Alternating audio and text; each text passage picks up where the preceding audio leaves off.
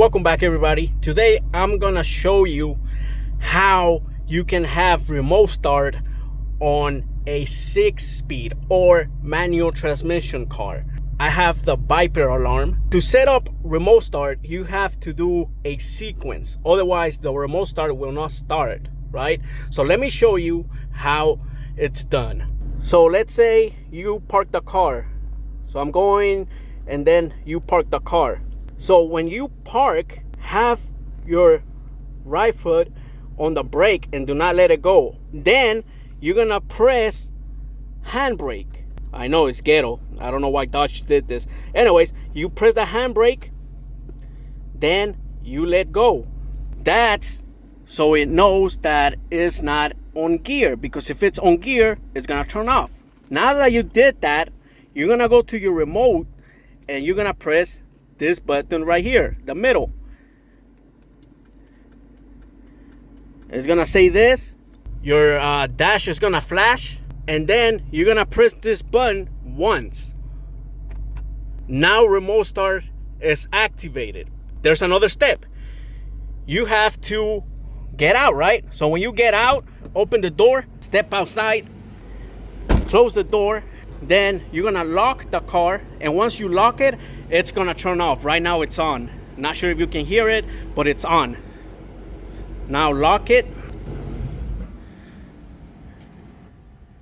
and it's off.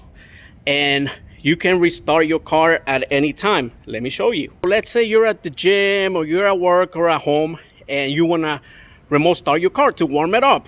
You go to your key fob and you press the middle one. Do not press any of this. If you do, if you unlock it, then it's not, the remote start is not gonna work anymore. So press the middle one.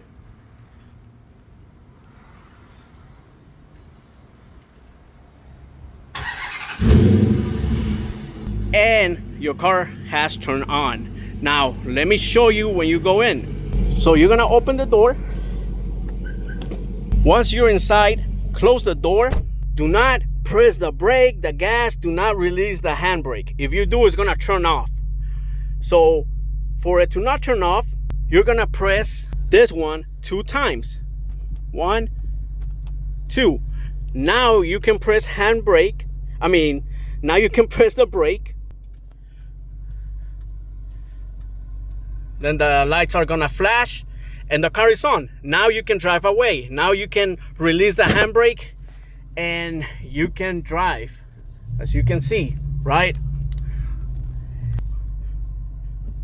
With that said, you can have remote start on a manual car, in a manual transmission car. It's a little bit of a hassle to do this, I guess, but I personally don't mind it. I know there's people that, oh, I don't want to do that, blah, blah, blah. All right, that's your problem, not mine, right? Now, another thing, if you set up the sequence and you open the door to get out, close the door, and then you open it because you forgot something, you have to do the sequence all over again. Otherwise, the car is not going to start. If you try to start it, it's going to say error, and it's not going to turn on, right? So even if you, let's say you don't do the sequence and you press that button by accident, the car is not going to turn on, right? It's not going to turn on unless you do the sequence. Not every shop that installed alarms does this. I have another car and they did it the wrong way. And one time I actually pressed that button by accident and my car hit the wall, but it was like, it only bended my license plate. But still, it could have been another car in front and it could have been bad, right? So do not do it that way. I'm actually gonna take it to this shop that I took my car so they can do it the right way. I use it often on winter time, on summertime, especially right now that's hot here in Texas. Then I just leave my air conditioner on, and 5 minutes before I leave work, I remote start it, and once I get in my car, it's nicely cool inside.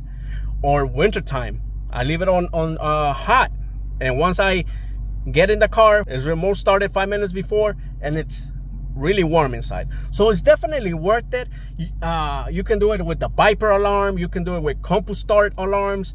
I'm pretty sure you can do it with any alarm, but the one I have is the Viper alarm. Ask the place that you're gonna take your car to if they can do it like this, a sequence.